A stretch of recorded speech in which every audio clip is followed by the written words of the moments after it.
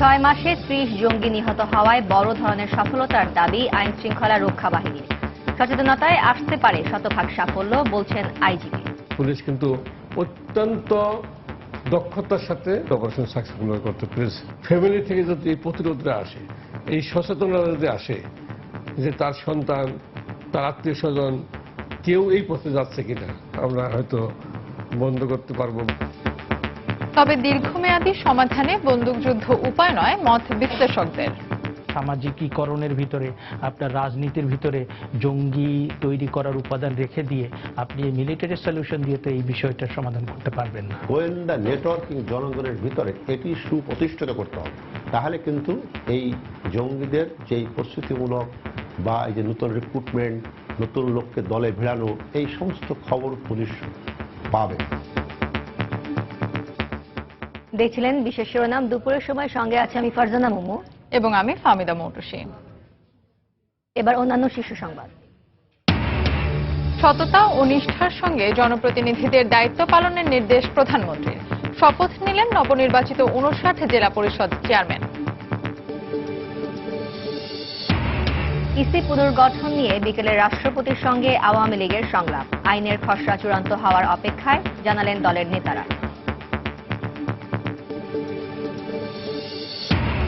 অং সান সুচির বিশেষ দূত কিউতিনের সঙ্গে ঢাকায় চলছে বাংলাদেশের পররাষ্ট্র সচিবের বৈঠক। রোহিঙ্গা ইস্যুতে আলোচনা। চুম্বকী কাঠকে আকর্ষণ করে না, গুড। কিশোরগঞ্জের কুরিয়ারচরে 3000-এরও বেশি শিক্ষার্থীর ব্যবহারিক ক্লাসের বিশাল আয়োজন। গিনেস বুকে জায়গা করে নেয়ার প্রত্যাশা। Shut down Iran's nuclear weapons program without firing a shot. Take out the mastermind of 9/11. এবং নিজের শাসনামলে বহু আন্তর্জাতিক সন্ত্রাসী হামলা থেকে যুক্তরাষ্ট্রকে রক্ষা করার দাবি ওবামার। শিকাগো থেকে দিলেন বিদায়ী ভাষণ।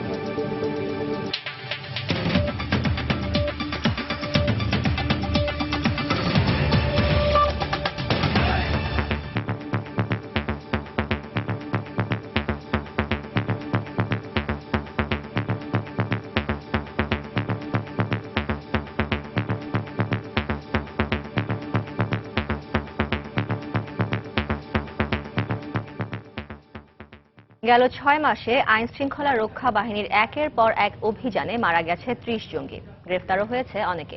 এই অবস্থায় জঙ্গিবাদ দমনে নিজেদের অনেকটাই সফল দাবি করছে পুলিশ। তবে বিশ্লেষকরা বলছেন, বন্দুকযুদ্ধ কিংবা অভিযানে হত্যার মাধ্যমে সাময়িক সাফল্য পাওয়া যেতে পারে, কিন্তু দীর্ঘমেয়াদী সাফল্যের জন্য এটি সঠিক পথ নয়। পুলিশ প্রধান বলছেন, উগ্রবাদ রোধে পারিবারিক ও সামাজিক সচেতনতা বাড়ানোর চেষ্টা করছেন তারা। খান মোহাম্মদ রুমেলের রিপোর্ট। গুলশান হোলি আর্টিজান হামলার ভয়াবহতা ও নৃশংসতায় গোটা দেশ যখন শোকে স্তব্ধ, তার কয়েক সপ্তাহের ব্যবধানে কল্যাণপুরে পুলিশি অভিযানে মারা যায় 10 জঙ্গি। জঙ্গি আস্তানা থেকে উদ্ধার হয় আইএসের পতাকা ও পোশাক। বড় ধরনের নাশকতার প্রস্তুতি নিতেই জঙ্গিরা এখানে আস্তানা গেড়েছিল বলে জানানো হয় পুলিশের পক্ষ থেকে। নারায়ণগঞ্জে আরেকটি অভিযানে 90 জেএমবির সামরিক শাখা প্রধান তামিম চৌধুরী সহ 3 জন মারা যায় 27 আগস্ট। এরপর একে একে রাজধানীর রূপনগর, আজিমপুর, গাজীপুরের পাতারটেক, টাঙ্গাইল, আশুলিয়া ও আশকোনায় আলাদা আলাদা অভিযানে নিহত হয় 28 জঙ্গি। সবশেষ মোহাম্মদপুরে পুলিশের সঙ্গে বন্দুকযুদ্ধে মারা যায় গুলশান হামলার অন্যতম 2 পরিকল্পনাকারী মারজান ও সাদ্দাম। বিশ্লেষকরা বলছেন, এগুলো হতে পারে জঙ্গিবাদ মোকাবেলার আপাত সমাধান, কিন্তু দীর্ঘমেয়াদে জঙ্গিবাদ নির্মূল করতে গেলে কাজ করতে হবে শেকড় থেকে। কখনো কখনো সেটা প্রয়োজন হতে পারে, যেটা হোলি আর্টিজানে হয়েছিল। শেষ পর্যন্ত মিলিটারি সলিউশন, সামাজিকীকরণের ভিতরে, আপনার রাজনীতির ভিতরে জঙ্গি তৈরি করার উপাদান রেখে দিয়ে আপনি মিলিটারি সলিউশন দিয়ে তো এই বিষয়টার সমাধান করতে পারবেন না। পুলিশের সবচাইতে জঙ্গি দমনের যে কার্যক্রমটি, যে সার্ভাইলেন্স ক্যাপাবিলিটি, অর্থাৎ গোয়েন্দা নেটওয়ার্কিং জনগণের ভিতরে, এটি সুপ্রতিষ্ঠিত করতে হবে। তাহলে কিন্তু এই জঙ্গিদের যেই প্রস্তুতিমূলক বা এই যে নতুন রিক্রুটমেন্ট, নতুন লোককে দলে ভিড়ানো, এই সমস্ত খবর পুলিশ পাবে। পুলিশ মহাপরিদর্শক বলছেন, জঙ্গিদের জীবিত ধরতে সর্বোচ্চ চেষ্টা করেন তারা, কিন্তু জঙ্গিরা পুলিশকে লক্ষ্য করে আক্রমণ করলে, আত্মঘাতী হওয়ার চেষ্টা করলে ঘটে হতাহতের ঘটনা। এ অবস্থা মোকাবিলায় তরুণরা যাতে উগ্রবাদে উদ্বুদ্ধ না হয়, সে লক্ষ্যে পারিবারিক ও সামাজিক সচেতনতা বাড়ানোর উপর জোর দিচ্ছেন তারা। পুলিশ কিন্তু অত্যন্ত দক্ষতার সাথে অপারেশন সাকসেসফুল করতে পেরেছে। ফ্যামিলি থেকে যদি এই প্রতিরোধটা আসে, এই সচেতনতা যদি আসে, কেউ এই পথে যাচ্ছে কিনা, মানুষকে সচেতন করতে পারলেই আমরা এই রেডিক্যালাইজেশন যেটা হচ্ছে এটা আমরা হয়তো বন্ধ করতে পারবো বা কমাতে পারবো। পুলিশ প্রধান আরও বলেন, বর্তমান বিশ্বে অবাধ তথ্য প্রবাহের ফলে সাম্প্রতিক বৈশ্বিক প্রেক্ষাপটের কারণেও দেশি জঙ্গিরা উদ্বুদ্ধ হচ্ছে। খান মোহাম্মদ রুমেল, সময় সংবাদ, ঢাকা। উন্নয়ন কর্মকাণ্ড বাস্তবায়নের জন্য জেলা পরিষদেরও যথেষ্ট ক্ষমতা থাকবে উল্লেখ করে প্রধানমন্ত্রী শেখ হাসিনা নবনির্বাচিত জেলা পরিষদের চেয়ারম্যানদের সততা ও নিষ্ঠার সাথে দায়িত্ব পালনের নির্দেশ দিয়েছেন। সকালে প্রধানমন্ত্রী কার্যালয়ে জেলা পরিষদ চেয়ারম্যানদের শপথ অনুষ্ঠানে এই নির্দেশ দেন প্রধানমন্ত্রী। এ সময় নিজ নিজ জেলার সমস্যা চিহ্নিত করে উন্নয়ন ত্বরান্বিত করার নির্দেশও দেন প্রধানমন্ত্রী। দেশের ইতিহাসে প্রথমবারের মতো অনুষ্ঠিত জেলা পরিষদ নির্বাচনে বিজয়ী চেয়ারম্যানরা শপথ নিলেন মানুষের সেবা করার। বুধবার সকালে প্রধানমন্ত্রীর কার্যালয়ে সরকার প্রধান শেখ হাসিনা শপথ বাক্য পাঠ করান জেলা পরিষদের নবনির্বাচিত 59 জন চেয়ারম্যানকে। চেয়ারম্যানদের শপথ শেষে সংক্ষিপ্ত বক্তব্যে প্রধানমন্ত্রী শেখ হাসিনা বলেন, একাগ্রতা ও নিষ্ঠার সাথে কাজ করে প্রান্তিক পর্যায়ের উন্নয়ন নিশ্চিত করতে হবে। বলেন, উন্নয়ন কর্মকাণ্ড বাস্তবায়নে জেলা পরিষদের হাতেও ক্ষমতা থাকবে। ইতিমধ্যে বেশ কিছু কাজ আমরা যেমন উপজেলা পর্যায়ে হস্তান্তর করেছি এবং জেলা পরিষদের হাতেও যথেষ্ট ক্ষমতা থাকবে মানুষের সেবা নিশ্চিত করা এবং স্ব জেলার সার্বিক উন্নয়নের। আমি চাই সততা, নিষ্ঠা, একাগ্রতার সাথে আপনারা স্ব দায়িত্ব পালন করবেন। স্থানীয় সরকার, পল্লী উন্নয়ন ও সমবায় মন্ত্রণালয় আয়োজিত ওই শপথ অনুষ্ঠানে প্রধানমন্ত্রী নিজ নিজ জেলার সমস্যা শনাক্ত করে ব্যবস্থা নেওয়ার পরামর্শ দেন জেলা পরিষদ চেয়ারম্যানদের। আজকে যে শপথ আপনারা নিলেন, কাজে সেই শপথ অনুযায়ী আপনাদেরকে দেশ ও জাতির সেবায় নিবেদিত প্রাণ হয়ে কাজ করতে হবে। আপনাদের স্ব জেলা, সেই জেলার সার্বিক উন্নয়ন এবং কি কি সমস্যা আছে সেগুলি খুঁজে বের করা, কি করলে পরে সেই জেলার আরো উন্নতি হতে পারে সেদিকে দৃষ্টি দেওয়া এবং দেশকে জাতির পিতার স্বপ্নের সোনার বাংলাদেশ হিসেবে গড়ে তোলার প্রত্যয় নিয়ে আপনাদের কাজ করতে হবে, সেটুকুই আমি চাই। গেল 28 ডিসেম্বর অনুষ্ঠিত জেলা পরিষদ নির্বাচনে বিজয়ী সদস্যদের শপথ অনুষ্ঠান আগামী 18 জানুয়ারি রাজধানীর ওসমানী স্মৃতি মিলনায়তনে অনুষ্ঠিত হবার কথা রয়েছে। দেবাশিস রায়, সময় সংবাদ, ঢাকা। নির্বাচন কমিশন গঠন আইনের খসড়া তৈরি করা হয়েছে, এখন শুধু চূড়ান্ত হওয়ার অপেক্ষায়, এমন তথ্যই জানালেন আওয়ামী লীগের শীর্ষ নেতারা। এই আইনের বাস্তবায়ন হলে নির্বাচন কমিশন গঠন নিয়ে দ্বন্দ্বের অবসান ঘটবে বলে মনে করেন বিশ্লেষকরা। এদিকে নির্বাচন কমিশন পুনর্গঠন ইস্যুতে বঙ্গভবনের উদ্যোগকে স্বাগত জানিয়ে স্বাধীন ও নিরপেক্ষ কমিশন গঠনে রাষ্ট্রপতিকে সর্বাত্মক সহযোগিতা করার কথা জানালেন আওয়ামী লীগের নেতারা। নতুন নির্বাচন কমিশন গঠনের লক্ষ্যে গত 18 ডিসেম্বর রাজনৈতিক দলগুলোর সঙ্গে রাষ্ট্রপতির সংলাপ শুরু হয়। মোট 22টি নিবন্ধিত রাজনৈতিক দলকে সংলাপের জন্য ডেকেছেন রাষ্ট্রপতি। এরই ধারাবাহিকতায় আজ বঙ্গভবনে রাষ্ট্রপতির সঙ্গে সংলাপে বসবেন আওয়ামী লীগের সভাপতি শেখ হাসিনার নেতৃত্বে 19 সদস্যের প্রতিনিধি দল। দলটির সঙ্গে আলোচনার মধ্য দিয়ে রাজনৈতিক দলগুলোর সঙ্গে রাষ্ট্রপতির চলমান সংলাপ শেষ হতে পারে বলে জানা যায় বিভিন্ন মাধ্যম থেকে। দলের পক্ষ থেকে এই ব্যাপারে আমরা আমাদের সুপারিশ মহামান্য রাষ্ট্রপতিকে দিব। সার্বিক নির্বাচনটা যাতে সুষ্ঠু হয়, সুন্দর হয়, সরকার নির্বাচন, সেই ব্যাপারে আমরা নির্বাচন প্রক্রিয়ার ব্যাপারেও কিছু সাজেশন হয়তো চিন্তা দিব আর কি। নির্বাচন কমিশন গঠনের ব্যাপারে আমরা মহামান্য রাষ্ট্রপতিকে সর্বাত্মক সহযোগিতা করব। ইতিমধ্যে নির্বাচন কমিশন গঠন আইনের খসড়া তৈরি করা হয়েছে এবং এটি চূড়ান্ত হওয়ার অপেক্ষায় আছে বলে জানালেন আওয়ামী লীগের উপদেষ্টা মণ্ডলীর এই সদস্য। একটা আইন যদি হয়ে যায়, সেই আইনের মাধ্যমেই সেখানে আইনে বিভিন্ন ধারা থাকবেন, তাদের কোয়ালিফিকেশন, ডিসকোয়ালিফিকেশন, তারা কি ধরনের লোককে কমিশন নিযুক্ত করা হবে, সেখানে পরিষ্কারভাবে লেখা থাকবে। তো আমার মনে হয় যদি তাই হয় আইনটা, তাহলে আমাদের দেশে এই রাজনৈতিক মণ্ডলে যে একটা দ্বিধাদ্বন্দ্ব নির্বাচন কমিশন নিয়ে, তাদের নিরপেক্ষতা নিয়ে, এটা ধীরে ধীরে জন্য অবসর হয়ে যাবে। আগামী ফেব্রুয়ারিতেই শেষ হচ্ছে বর্তমান নির্বাচন কমিশনের মেয়াদ। এর মধ্যে নির্বাচন কমিশন সংক্রান্ত আইনটির চূড়ান্ত রূপ দেয়া কার্যত অসম্ভব বলে ধারণা করছেন বিশ্লেষকরা। ইজাজ সৌমিক, সময় সংবাদ, ঢাকা। বঙ্গভবনে বিকেলে নির্বাচন কমিশন পুনর্গঠন নিয়ে আওয়ামী লীগ সভাপতি শেখ হাসিনার নেতৃত্বে 19 সদস্যের প্রতিনিধি দল রাষ্ট্রপতি আব্দুল হামিদের সাথে সংলাপে বসবেন। দর্শক, এই মুহূর্তে বঙ্গভবনের সামনে আছেন সহকর্মী রাশেদ লিমন। আমরা সরাসরি চলে যাচ্ছি সেখানে। লিমন। যেমনটি বলছিলেন যে বিকেল 4টা নাগাদ শুরু হবে আওয়ামী লীগের সঙ্গে এই রাষ্ট্রপতির যে নির্বাচন কমিশন পুনর্গঠন নিয়ে যে সংলাপ, সেই সংলাপটি, এবং আমরা দেখেছি যে গত 18 ডিসেম্বর থেকেই কিন্তু নিবন্ধিত রাজনৈতিক দলের সঙ্গে রাষ্ট্রপতি এই ইসি পুনর্গঠন নিয়ে, যেহেতু আসছে ফেব্রুয়ারিতেই শেষ হয়ে যাচ্ছে এই নির্বাচন কমিশনের মেয়াদ, এবং সেই নির্বাচন কমিশনের পুনর্গঠন নিয়ে রাষ্ট্রপতি বিভিন্ন রাজনৈতিক দলের সঙ্গে কথা বলছেন, তাদের মতামত জানছেন, এবং সেই ধারাবাহিকতায় আজকে বিকেল 4টায় আওয়ামী লীগের আসার কথা। এবং আমরা জেনেছি এরই মধ্যে কিন্তু রাষ্ট্রপতির পক্ষ থেকে চিঠি পাওয়ার পরেই কিন্তু আমরা দেখেছি যে আওয়ামী লীগের পক্ষ থেকে প্রধানমন্ত্রীর রাজনৈতিক উপদেষ্টা এসটি ইমামের নেতৃত্বে তাকে আহ্বায়ক করে একটি 10 সদস্যের কমিটি গঠন করা হয়েছে, এবং এই কমিটি আসলে আজকের যে আলোচনার বিষয় বা কি কি প্রস্তাবনা আসতে পারে এই বিষয়গুলো নিয়ে তারা কিন্তু একটা এরই মধ্যে খসড়া তৈরি করেছেন। এবং আজকে যে 19 সদস্যের প্রতিনিধি দলের আসার কথা প্রধানমন্ত্রী শেখ হাসিনার নেতৃত্বে, এবং এই 19 সদস্যের মধ্যে আমরা যদিও জেনেছি আওয়ামী লীগের উপদেষ্টা পরিষদের সদস্য আবুল মাল আব্দুল মুহিত, আমির হোসেন আমু, তোফায়েল আহমেদ, এসটি ইমাম, সুরঞ্জিত সেন গুপ্ত, মোহাম্মদ জমির, অ্যাডভোকেট ইউসুফ হোসেন হুমায়ুন, প্রেসিডিয়াম সদস্য বেগম মতিয়া চৌধুরী, শেখ ফজলুল করিম সেলিম, মোহাম্মদ নাসিম, সৈয়দ আশরাফুল ইসলাম, সাহারা খাতুন, আইনমন্ত্রী আনিসুল হক, দলের সাধারণ সম্পাদক ওবায়দুল কাদের, যুগ্ম সাধারণ সম্পাদক জাহাঙ্গীর কবির নানক, ডাক্তার দীপু মনু, আইন বিষয়ক সম্পাদক আব্দুল মতিন খসরু ও প্রচার ও প্রকাশনা সম্পাদক ডক্টর হাসান মাহমুদের থাকার কথা রয়েছে। এবং মূলত আসলে আমরা যে বিষয়গুলো জেনেছি যে যেহেতু নির্দিষ্ট কোনো আইন এখন পর্যন্ত তৈরি হয়নি এই নির্বাচন কমিশন পুনর্গঠন নিয়ে, সেহেতু আসলে যে আর এই নতুন আইন প্রণয়ন করে এই নিয়োগ দেওয়ার মতো সময়ও পর্যাপ্ত নেই, সেহেতু আসলে গতবার আমরা যেমনটি দেখেছিলাম যে একটি সার্চ কমিটি গঠনের মাধ্যমে রাষ্ট্রপতি ইসি পুনর্গঠন প্রক্রিয়া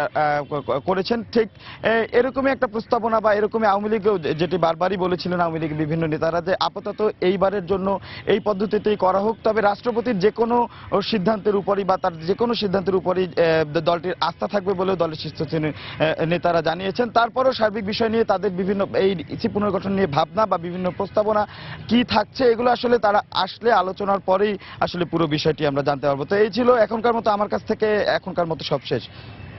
দর্শক, আওয়ামী লীগের নেতাকর্মীদের সঙ্গে রাষ্ট্রপতির বৈঠকের বিষয়ে জানাতে বঙ্গভবনের সামনে থেকে আমাদের সঙ্গে যোগ দিয়েছিলেন সহকর্মী রাশেদ লিমন।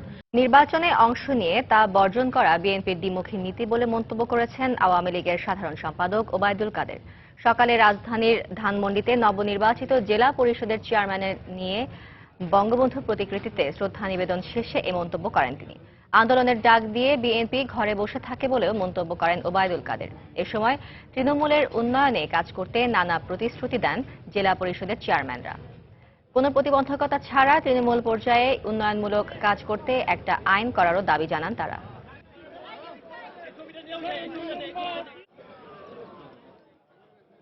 নারায়ণগঞ্জে তারা একই সময়ে দুটো ইলেকশন, একটা জেলা পরিষদ আর একটা হলো সিটি কর্পোরেশন। তারা সিটি কর্পোরেশনে অংশ নিল অথচ জেলা পরিষদের অংশ নিল না, তো এটা কি দ্বিচারিতা নয়? আর বিএনপি কর্মসূচি ডেকে নেতারা কেউ মাঠে যায় না, নেতা মাঠে না গেলে কর্মী আসে। আমরা ক্ষমতা থাকলেও রাজপথে আছি, বিরোধী দলে গেলেও রাজপথে আছি।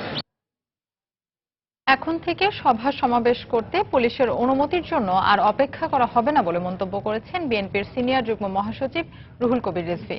প্রয়োজনে সোহরাওয়ার্দী উদ্যান কেড়ে নেওয়া হবে বলেও হুঁশিয়ারি দেন তিনি।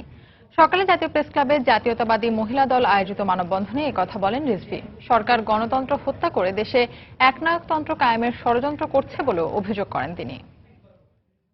বাংলাদেশ জাতীয়তাবাদী দল এইবার আর পুলিশের কাছে আবেদন নয়, এইবার সোহরাওয়ার্দী উদ্যান কেড়ে নেওয়া হবে।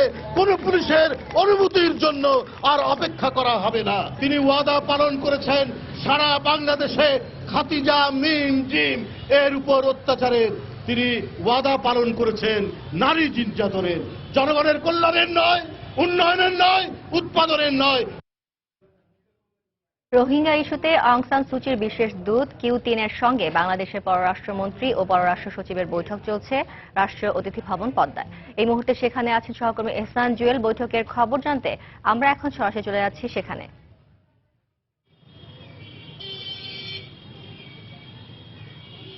জুয়েল।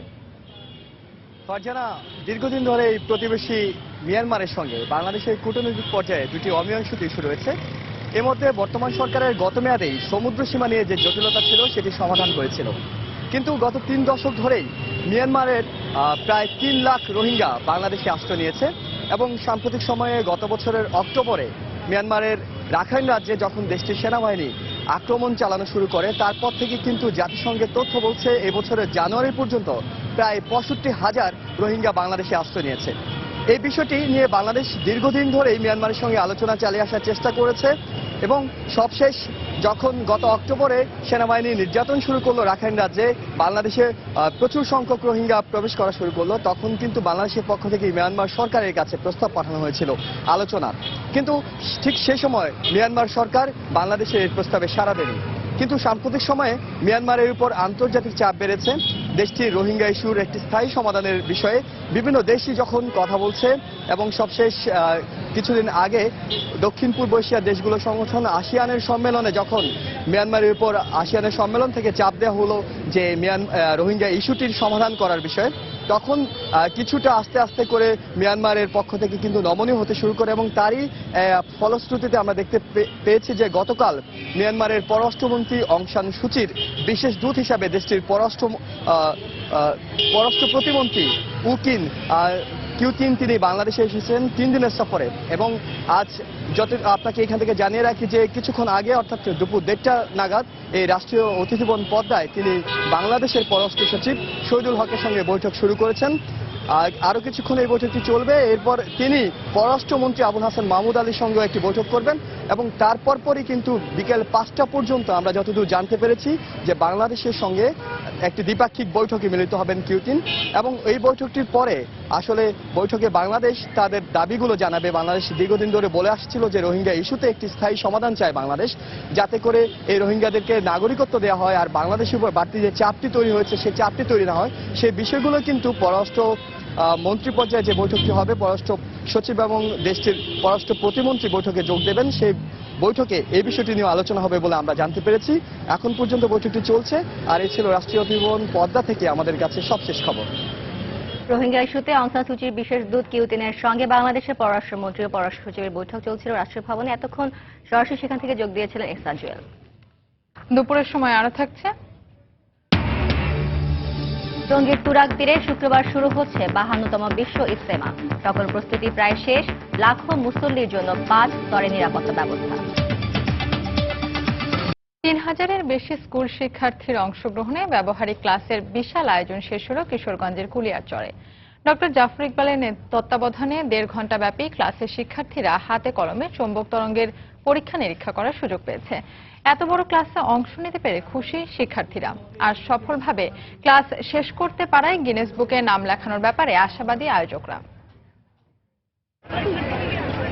800 বেঞ্চ, প্রতি বেঞ্চে 4 জন করে মোট 3200 শিক্ষার্থী। সাদা কাপড়ের দেয়ালে তৈরি বিশ্বের সবচেয়ে বড় ক্লাসরুম। এমনই আয়োজনে কিশোরগঞ্জের কুলিয়ারচরে একই ছাদের নিচে অনুষ্ঠিত হলো ব্যবহারিক ক্লাস। ডক্টর মুহম্মদ জাফর ইকবালের তত্ত্বাবধানে 80 জন শিক্ষকের সহযোগিতায় বেলা 11টার দিকে শুরু হয় মহড়া ক্লাস। দুপুর 12টায় শুরু হয় মূল ক্লাস। কয়েকটি গ্রুপে ভাগ হয়ে চৌম্বক তরঙ্গের মাধ্যমে কম্পাস তৈরির দীক্ষা নেন শিক্ষার্থীরা, আর এ কাজে ব্যবহার করা হয় শিক্ষার্থীদের বাড়িতে থাকা নানা উপকরণ। নির্দেশনা অনুযায়ী সফলভাবে তৈরি হয় এক একটি কম্পাস। এমন আয়োজনে অংশ নিতে পেরে উচ্ছ্বসিত শিক্ষার্থীরা। আমি এখানে সবার সাথে অংশগ্রহণ করছি, তাই আমার অনেক ভালো লাগছে। এই ক্লাসটা আমরা অনেক কিছু শিক্ষণীয় আছে, তা এতে আমরা অনেক আনন্দিত মনে করছি। ভালো লাগছে যে এত বড় অনুষ্ঠান হচ্ছে আমাদের স্কুলের মাঠে, আবার আমরা এই অনুষ্ঠানে পার্টিসিপেট করতে পারছি। প্রচলিত ক্লাসরুমের গণ্ডি ভেঙে বড় পরিসরে ক্লাস নিয়ে গর্বিত শিক্ষকরাও। প্রত্যাশা এমন আয়োজন চলুক পুরো দেশ জুড়েই। ছাত্রছাত্রীদের জন্য এটা খুবই সহায়ক হিসাবে কাজ করবে এবং বিজ্ঞান বিষয়ে এটাকে মানে আগ্রহ করে তুলবে। এই যে একটা চেতনা আমাদের কোমর মধ্যে শিশুদের মনে এবং আমাদের অভিভাবকদের মনে কাজ করছে, এটা সত্যি পরবর্তী প্রজন্মের জন্য একটা উদাহরণ হয়ে থাকবে। শুধু 3500 শিক্ষার্থী নয়, পুরো দেশের শিক্ষার্থীদের বিজ্ঞান চর্চায় উৎসাহ যোগাবে কুলিয়ারচরের এই আয়োজন। বাংলাদেশের ছেলেমেয়েরা এখন বিজ্ঞান অনেকেই পড়তে যাচ্ছে না নানা কারণে। আমার মনে হয় যে এই ঘটনাটা যখন নাকি প্রচার হবে, দেশের মানুষজন দেখবে, তাই না, তারা বিজ্ঞানে একটা আগ্রহ হবে, উৎসাহ হবে। এবং এখানে যে বাচ্চারা আছে আমার ধারণা তারাও ভবিষ্যতে বিজ্ঞানে পড়ার জন্য আগ্রহী হবে।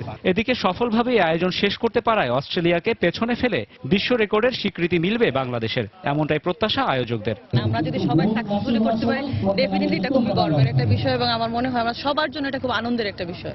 শিক্ষা ও জ্ঞান বিজ্ঞানে বাংলাদেশের ক্রমবর্ধমান অগ্রযাত্রায় একটি মাইলফলক হয়ে থাকলো কুলিয়ারচর। রাশেদ বাপ্পি, সময় সংবাদ। এবার দেশের বাইরের একটি খবর। নিজের শাসনামলে বহু আন্তর্জাতিক সন্ত্রাসী হামলা থেকে যুক্তরাষ্ট্রকে রক্ষা করার দাবি করেছেন মার্কিন প্রেসিডেন্ট বারাক ওবামা। তিনি বলেছেন তার গোয়েন্দাদের কঠোর নজরদারির কারণে আন্তর্জাতিক কোনো সন্ত্রাসী গোষ্ঠী হামলা পরিকল্পনায় সফল হয়নি। শিকাগো অঙ্গরাজ্যের ইলিনয়ে বাংলাদেশ সময় সকাল 8টায় বিদায়ী ভাষণে ওবামা কথা বলেন। বিশ্বে যুক্তরাষ্ট্রের অবস্থান আগের চেয়ে আরও শক্তিশালী হয়েছে বলেও মন্তব্য করেন তিনি। এ সময় সবার প্রতি গণতন্ত্র রক্ষার আহ্বান জানান ওবামা। শিকাগোর ইলিনয়ের ম্যাককর্মিক প্লেস কনভেনশন সেন্টার কানায় কানায় পরিপূর্ণ। ধীর পায়ে মঞ্চে এলেন মার্কিন ইতিহাসের প্রথম কৃষ্ণাঙ্গ প্রেসিডেন্ট 55 বছর বয়সী বারাক ওবামা। 8 বছর আগে বিজয়ী হবার পর এখানেই প্রথম ভাষণ দিয়েছিলেন তিনি। মঞ্চের সামনে অন্যান্যের সঙ্গে ছিলেন তার স্ত্রী, কন্যা, ভাইস প্রেসিডেন্ট জো বাইডেন। গত 8 বছরে অনেকবারই বক্তব্য দিয়েছেন তিনি, তবে এবারের ভাষণ একেবারেই ভিন্ন, কেননা প্রেসিডেন্ট হিসেবে শেষবারের মতো নিজের বক্তব্য তুলে ধরেন তিনি। বিদায়ী ভাষণে যুক্তরাষ্ট্রকে আগের চেয়ে ভালো ও শক্তিশালী অবস্থানে তিনি নিয়ে আসতে পেরেছেন বলে মন্তব্য করেন। তবে যুক্তরাষ্ট্রের গণতন্ত্র হুমকির মুখে আছে উল্লেখ করে মার্কিনদের গণতন্ত্র রক্ষায় কাজ করার আহ্বান জানান। এছাড়াও তিনি বলেন, গণতন্ত্র রক্ষা করা খুব কঠিন এবং এটি ধারাবাহিক প্রক্রিয়া। এছাড়া অর্থনৈতিক বৈষম্য এবং সমাজের বিভিন্ন স্তরের বিভক্তিকেও মার্কিন গণতন্ত্রের জন্য হুমকি বলে উল্লেখ করেন। You answered people's hopes, and because of you, by almost every measure, America is a better, stronger place than it was when we started. In 10 days, the world will witness a hallmark of our democracy. No.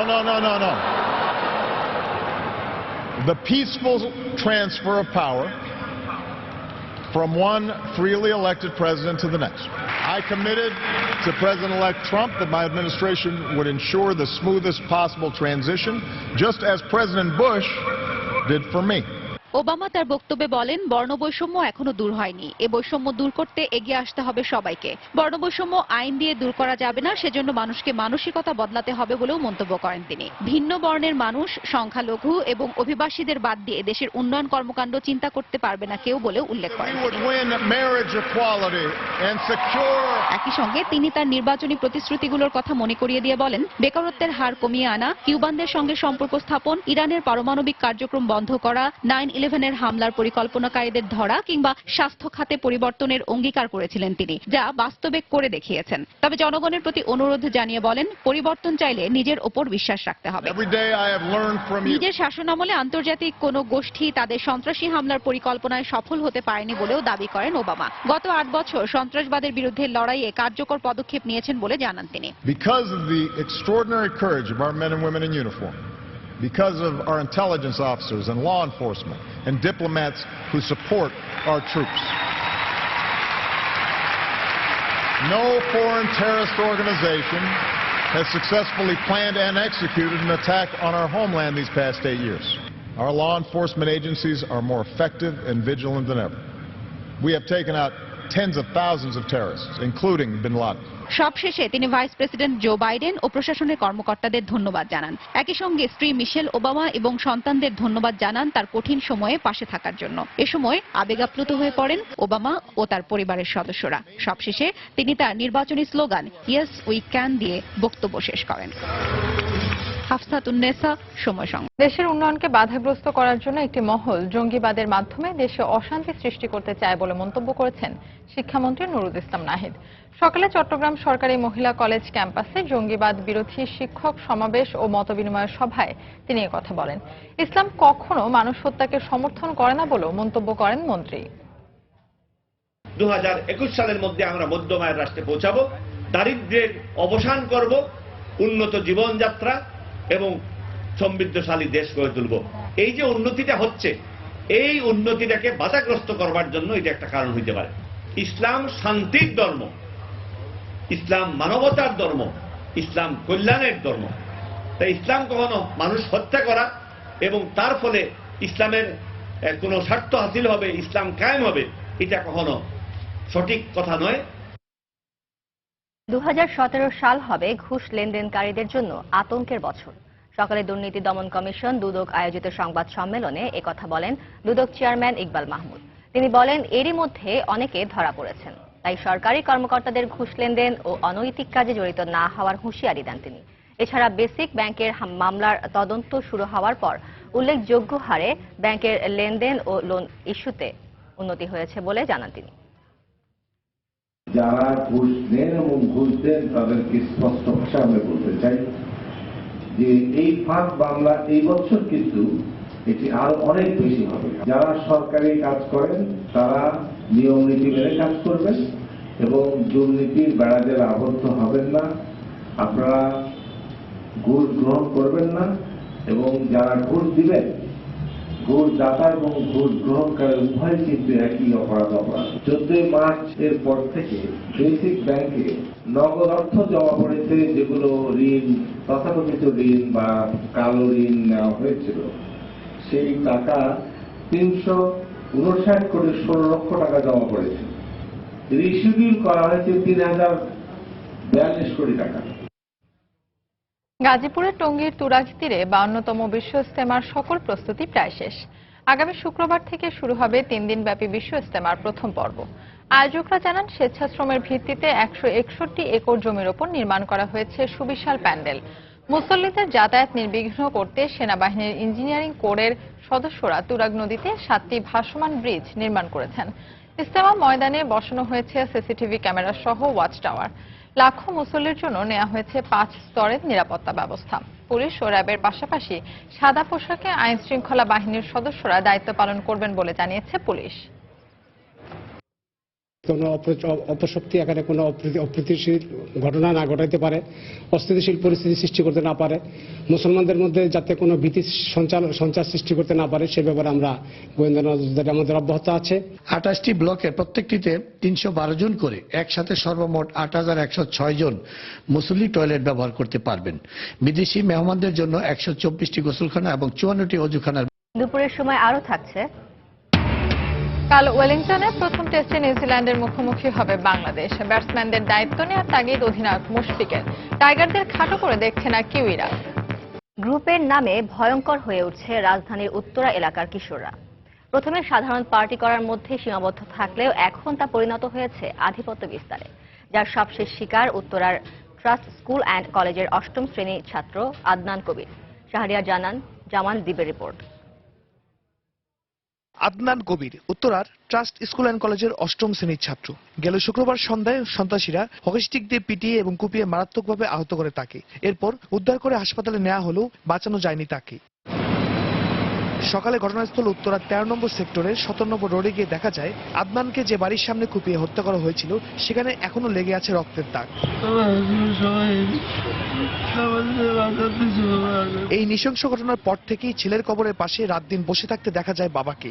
কাঁদতে কাঁদতে বললেন, আশেপাশের এত মানুষ ঘটনাটি দেখলেও এগিয়ে আসেননি কেউ। তিনি এই ঘটনার দৃষ্টান্তমূলক বিচার দাবি করেন। একটা কুকুরকেও মানুষ এইভাবে করবে না। একটা 13 বছরের বাচ্চা কি অপরাধ করতে পারে, মানে যে তাকে 50টা কোপ দিতে হবে। আমি মাননীয় প্রধানমন্ত্রী এবং মাননীয় স্বরাষ্ট্রমন্ত্রীর কাছে আকুল আবেদন, এইটার সুষ্ঠু তদন্ত করে যাতে আমার এই বাচ্চাটা সুষ্ঠু বিচার পায়। আর মা কাউসারা বেগমের কণ্ঠেও প্রকাশ পেল সন্তান হারানোর তীব্র যন্ত্রণা। আমি সুষ্ঠু বিচার চাই, যাতে কোনো মায়ের বুক আর এভাবে খালি না হয়। এদিকে আদনান নিহত হওয়ার ঘটনায় শুক্রবার রাতেই বাবা কবির হোসেন বাদী হয়ে উত্তরা পশ্চিম থানায় মামলা করেছেন। মামলায় 12 জন কিশোরকে আসামি করা হয়। এদের মধ্যে 3 জনকে পুলিশ গ্রেফতার করলেও বাকিরা পলাতক। অনুসন্ধানে জানা গেছে রাজধানীর উত্তর এলাকায় নিয়ন্ত্রণ করে কিশোরদের 5টি গ্রুপ। এলাকায় আধিপত্য বিস্তারে এসব গ্রুপের প্রধান উদ্দেশ্য। এছাড়াও মূলত হর্ন বাজিয়ে প্রচন্ড গতিতে মোটরসাইকেল চালিয়ে মেয়েদের উত্ত্যক্ত করাও এদের কাজ। এই গ্রুপগুলোর সদস্যদের বয়স 14 থেকে 16 বছরের মধ্যে। এদের বেশিরভাগ উচ্চবিত্ত ও মধ্যবিত্ত পরিবারের সন্তান। গ্রুপের বেশিরভাগ সদস্যরাই উত্তরার Milestone College, Cambrian College, Uttara High School, Rajuk Trust School and কলেজের 8ম, 9ম, 10ম শ্রেণীর শিক্ষার্থী। এ বিষয়ে উত্তরার ট্রাস্ট স্কুল অ্যান্ড কলেজের প্রধান শিক্ষক বশিরউদ্দিন ভুইয়া বলেন, এটি সামাজিক অবক্ষয়। একটা ছাত্র আসলে এরা কিন্তু বেশিরভাগ সময় ব্যয় করে বাসা বাড়িতে বা মা বাবার বা পরিবারের সান্নিধ্যে। পরিবার থেকে এদেরকে আরো বেশি লোক আপনার নিয়মিত খোঁজ খবর রাখা উচিত, চলাফেরা কোথায় কোথায় যাচ্ছে। এই ঘটনা রোধে সবাইকে এগিয়ে আসার আহ্বান জানান তিনি। শাহরিয়ার জামান দ্বীপ, সময় সংবাদ, ঢাকা। বন্দরনগরী চট্টগ্রামে কর্ণফুলী, কল্পলোক, অনন্যা এবং সলিমপুরের মতো বড় বড় আবাসন প্রকল্প ব্যর্থ হওয়ার পরও ৩,০০০ কোটি টাকা খরচ করে নতুন আরও একটি আবাসন প্রকল্প করতে যাচ্ছে চট্টগ্রাম উন্নয়ন কর্তৃপক্ষ। নগরীর বায়েজিদ এবং জেলার হাটহাজারীর অংশবিশেষ নিয়ে তৈরি করা হবে অনন্যা ২ নামের এই প্রকল্পটি। সেখানে আবাসনের পাশাপাশি হাসপাতাল, বিশ্ববিদ্যালয় সহ সব ধরনের সুবিধা নিয়ে একটি উপশহর গড়ার পরিকল্পনা সিডিএর। বিস্তারিত জানাচ্ছেন কমল দে। নগরবাসীর আবাসন সমস্যা দূর করাই হলো চট্টগ্রাম উন্নয়ন কর্তৃপক্ষের প্রধান কাজের একটি, কিন্তু সংস্থাটি নেওয়া প্রকল্পগুলো সফল হতে পারছে না। কল্পলোক আবাসিক কয়েকটি ভবন উঠল, কর্ণফুলী, অনন্যা ও সলিমপুর আবাসিক এলাকাতে এখন পর্যন্ত একটি ভবনও ওঠেনি। খেলার মাঠ, স্কুল, ডে কেয়ার সেন্টার, উপাসনালয়, কমিউনিটি সেন্টার, এই উপাদানগুলো থাকলে তবেই কিন্তু একটা আবাসিক এলাকা বসবাসের উপযোগী হয় কিংবা সফল হয়। এখানে মধ্যস্বত্বভোগী প্লটগুলো বিক্রি করে অন্য জায়গায় চলে যাচ্ছে, তাহলে সেই প্লট বরাদ্দ দেওয়ার আমরা কোনো যুক্তি মনে করছি না রিহেবের পক্ষ থেকে।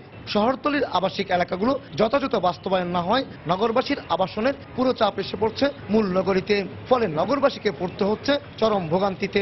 জনজীবনে দুর্ভোগ বাড়ছে, নিম্ন আয়ের মানুষ তাদের জীবনের ঝুঁকি নিয়ে পাহাড়ের পাদদেশে বাস করছে, সব মধ্যম আয়ের মানুষ বাড়ি ভাড়া গুনতে গিয়ে আপনার জীবন ধারণের খেয়ে হারিয়ে ফেলছে। আমাদের দেশে এখন প্লট বরাদ্দ দেওয়ার সিস্টেম থেকে সরে আসা উচিত, এবং অনেকে সেখানে কিনে এমন লোকই কিনতে পারে যাদের অলরেডি নিজের প্লট আছে, তারা স্পেকুলেশনের জন্য কিনে এবং আলটিমেটলি জনগণের টাকায় সরকারের সদিচ্ছাটাকে পুঁজি করে ওর মধ্যে থেকে তারা মাঝখান দিয়ে কিছু টাকা রোজগার করে নেয়। এই অবস্থায় নতুন একটি আবাসন প্রকল্পের কাজ শুরু করতে যাচ্ছে সিডিএ, যেখানে প্লট থাকবে ২,৮০০, মেডিকেল কলেজ থাকবে, বিশ্ববিদ্যালয় থাকবে, ব্যাংক থাকবে, অর্থাৎ একটা মিনি উপশহরের যে সমস্ত সুযোগ সুবিধা রাখতে হয় সবকিছু রেখেই এই প্রকল্প আমরা গ্রহণ করেছি। সিডিএর নতুন এই আবাসিক এলাকায় প্রতি কাটা জায়গার সম্ভাব্য দাম ধরা হয়েছে ১৫ লাখ টাকা। এছাড়া প্রবাসীদের জন্য ২০% প্লট বরাদ্দ রাখা হবে। আগের আবাসিক প্রকল্পগুলোতে কাঠা মূল্য ছিল সর্বনিম্ন ১.৫ থেকে সর্বোচ্চ ৪ লাখ টাকা। কমল দে, সময় সংবাদ, চট্টগ্রাম। সড়ক দুর্ঘটনায় গুরুতর আহত প্রথম আলো পত্রিকার প্রধান চিত্র সাংবাদিক জিয়াউল ইসলামের অবস্থা আর অবনতি হয়নি বলে জানিয়েছেন চিকিৎসক। মঙ্গলবার তার মস্তিষ্কে অস্ত্রোপচার করা হয়। বেলা 12টায় ব্রিফিংয়ে চিকিৎসক আরও জানান, জিয়ার শরীরের তাপমাত্রা এবং হৃদস্পন্দনও ভালো আছে। এছাড়াও শরীরের ভেতরে কোনো সংক্রমণ হয়নি। বর্তমানে জিয়াউলকে অ্যাপোলো হাসপাতালে নিবিড় পরিচর্যা কেন্দ্রে রাখা হয়েছে। এদিকে জিয়া আহত হবার ঘটনায় অভিনেতা কল্যাণ কোরাইয়াকে গ্রেফতার করেছে কলাবাগান থানা পুলিশ। মঙ্গলবার বিকালে রাজধানীর তেজগাঁওয়ে মণিপুরি পাড়ার বাসা থেকে কল্যাণকে গ্রেফতার করা হয়েছে বলে জানান কলাবাগান থানার ভারপ্রাপ্ত কর্মকর্তা ইয়াসির আরাফাত। এর আগে দুর্ঘটনার বিষয়ে থানায় একটি মামলা করেন প্রথম আলোর প্রধান নিরাপত্তা ব্যবস্থাপক মেজর অবসরপ্রাপ্ত সাজ্জাদুল কবির। সোমবার রাত 12টার দিকে মোটরসাইকেলে বাসায় যাওয়ার পথে বসুন্ধরা সিটির সামনে একটি প্রাইভেট কার পেছন থেকে জিয়াকে ধাক্কা দিয়ে পালিয়ে যায়। এতে মাথা ও পায়ে গুরুতর আঘাত পান তিনি। পাটপণ্যের বহুমুখীকরণ, ব্যবহার বাড়ানো এবং বিশ্বব্যাপী এর পরিচিতি বাড়াতে রাজধানীর জুট ডাইভার্সিফিকেশন প্রমোশন সেন্টার জেডিপিসিতে চালু করা হচ্ছে প্রদর্শনী কেন্দ্র। কাল আনুষ্ঠানিকভাবে উদ্বোধন করা হবে কেন্দ্রটি। বস্ত্র ও পাট মন্ত্রণালয় বলছে, উদ্যোক্তাদের জন্য বিশেষভাবে সহযোগিতার হাত বাড়াবে এই সেন্টারটি। তবে এ ধরনের প্রতিষ্ঠানের নিয়মিত তদারকির পরামর্শ দিয়েছেন অর্থনীতিবিদরা। বিস্তারিত জানাচ্ছেন কাজল আব্দুল্লাহ। বিভিন্ন ধরনের উচ্চমানের পাটপণ্য উৎপাদন এবং ক্ষুদ্র ও মাঝারি শিল্প স্থাপনে সহায়তার উদ্দেশ্যে বস্ত্র ও পাট মন্ত্রণালয়ের অধীন ২০০২ সালে গঠন করা হয় jute diversification promote centre জেডিপিসি।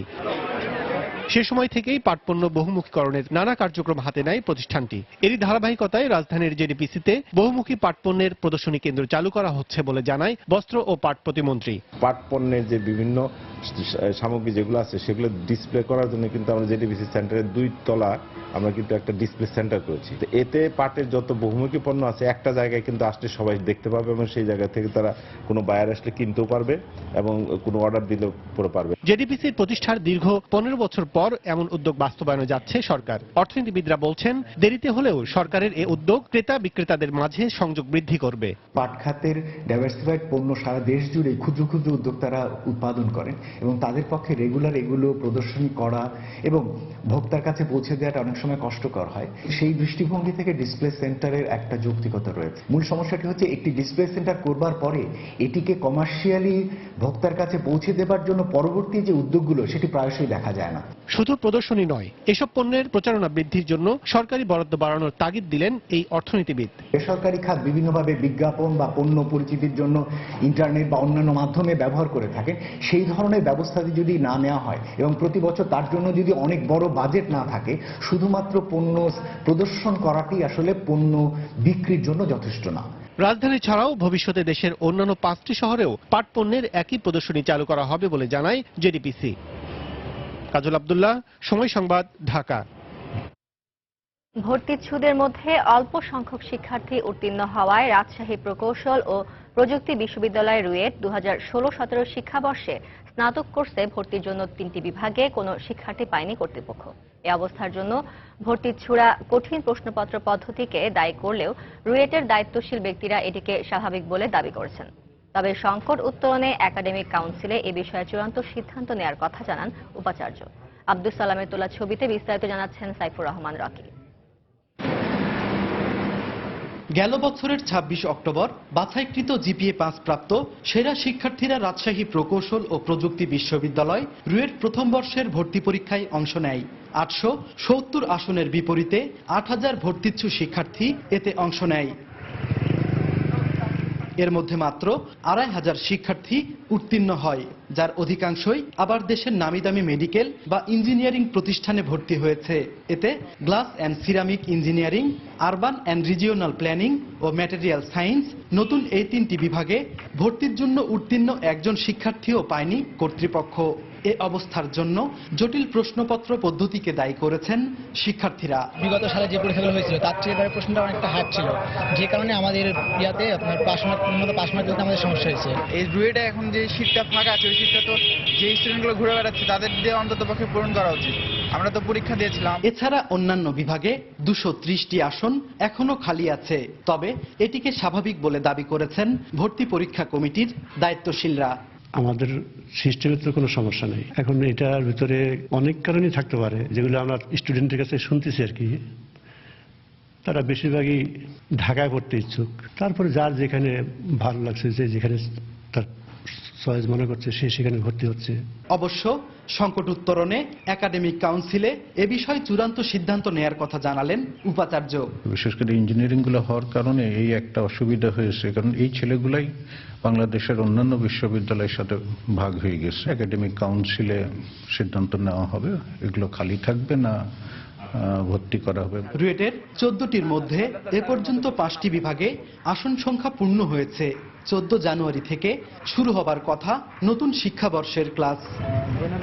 Saifur Rahman Rocky, সময় সংবাদ, রাজশাহী।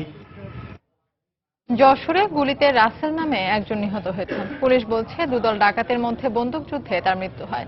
গতরাতে সদর উপজেলার জগহাটি এলাকায় এই ঘটনা ঘটে। পুলিশ জানায় আধিপত্য বিস্তারকে কেন্দ্র করে যশোর সদর ও চৌগাছার সীমান্ত এলাকায় দুদল ডাকাতের মধ্যে বন্দুকযুদ্ধ হচ্ছে এমন সংবাদের ভিত্তিতে অভিযান চালানো হয়।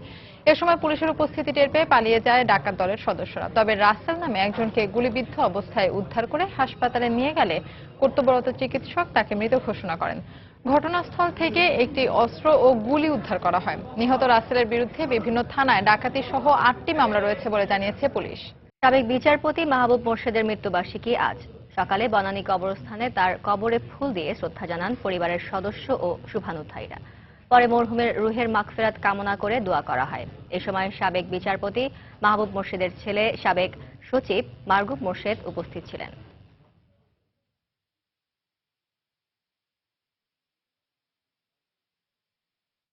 আবারও দেশের বাইরের খবর।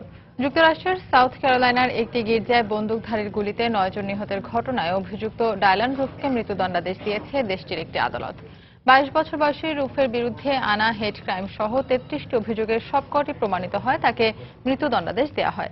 মঙ্গলবার শুনানি শেষে আদালত এ রায় ঘোষণার পরও নিজের অপরাধের বিষয়ে কোনো ধরনের অনুশোচনা বোধ নেই বলে জানান ডায়লান রুফ। সেই সঙ্গে তিনি সঠিক কাজটি করেছেন বলেও আদালতে মন্তব্য দেন তিনি। তবে এর রায়ের বিরুদ্ধে 2015 সালের 17 জুন চার্লসটনের ইমানুয়েল আফ্রিকান মেথডিস্ট চার্চে অতর্কিত গুলি চালিয়ে অন্তত 9 জনকে হত্যা করে ঘাতক ডায়লান রুফ। এমন ঘৃণ্য বর্ণবাদী হামলায় সে সময় সমালোচনার ঝড় ওঠে যুক্তরাষ্ট্র জুড়ে।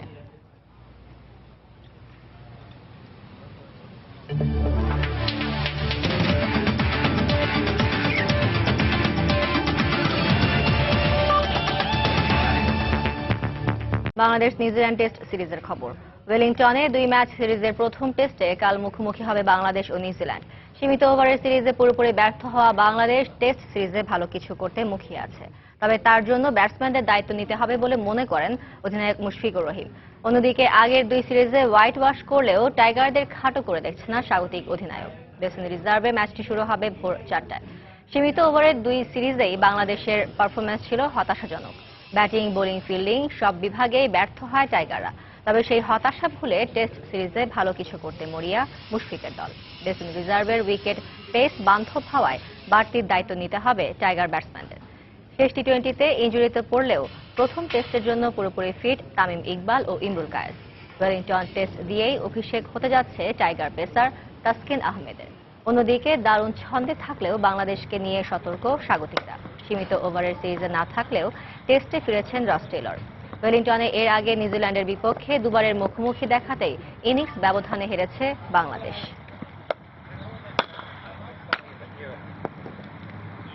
এখানে আমরা টেস্ট খেলেছি, বাংলাদেশ টিমও খেলেছে এবং এখানে অবভিয়াসলি একটা উইন্ডের একটা অনেক বড় ফ্যাক্টর থাকে, কারণ এখানে মাঠে বাতাস অনেক থাকে। সো উইন্ডের ফরে বোলিং করা হবে মেইনস্টে, এটা একটা ডিফিকাল্ট থাকে। ফিল্ডিং এর জন্য প্রবলেম হয়। আবার অনেক সময় দেখা যায় ব্যাটিং ওয়াইজে অনেক সময় বল মুভ করা, অনেক সময় এখানে একটা টেনিস বল বাউন্সের মতো থাকে উইকেটে। তো সবকিছু মিলে চেষ্টা করছি সেটা খাপ খেয়ে নেওয়ার। বাংলাদেশ অভিজ্ঞ দল, টেস্টেও সাম্প্রতিক সময়ে ভালো করছে। ওয়ানডে ও টি-20তে ওদের বিপক্ষে চাপ নিয়ে খেলতে হয়েছে আমাদের। টেস্টেও প্রতিদ্বন্দ্বিতা হবে, কোনো সন্দেহ নেই। তবে আপাতত প্রথম টেস্টের উপরই পূর্ণ মনোযোগ দিচ্ছি আমরা। দুপুরের সময় এ পর্যায়ে শীর্ষ সংবাদ জানিয়ে দিচ্ছি আরেকবার। গেল 6 মাসে অভিযানে 30 জঙ্গি মারা যাওয়ায় নিজেদের অনেকটাই সফল দাবি করছে আইন শৃঙ্খলা বাহিনী। দীর্ঘমেয়াদী সমাধানে বন্দুকযুদ্ধ উপায় নয়, মত বিশ্লেষকদের। সততা ও নিষ্ঠার সঙ্গে জনপ্রতিনিধিদের দায়িত্ব পালনের নির্দেশ প্রধানমন্ত্রীর। শপথ নিলেন নবনির্বাচিত 59 জেলা পরিষদ চেয়ারম্যান। ইসি পুনর্গঠন নিয়ে বিকেলে রাষ্ট্রপতির সঙ্গে আওয়ামী লীগের সংলাপ। আইনের খসড়া চূড়ান্ত হওয়ার অপেক্ষায়, জানালেন দলের নেতারা। অং সান সুচির বিশেষ দূত কিউদিনের সঙ্গে ঢাকায় চলছে বাংলাদেশের পররাষ্ট্র সচিবের বৈঠক। রোহিঙ্গা ইস্যুতে আলোচনা। চুম্বকী কাঠকে আকর্ষণ করে না, গুড। এবং কিশোরগঞ্জের কুলিয়ারচরে 3000-এরও বেশি শিক্ষার্থীর ব্যবহারিক ক্লাসের বিশাল আয়োজন। গিনেস বুকে জায়গা করে নেয়ার প্রত্যাশা। এই ছিল দুপুরের সময়। যে কোনো খবর পেতে ভিজিট করুন সময় নিউজ.টিভি। সঙ্গে থাকুন সময়।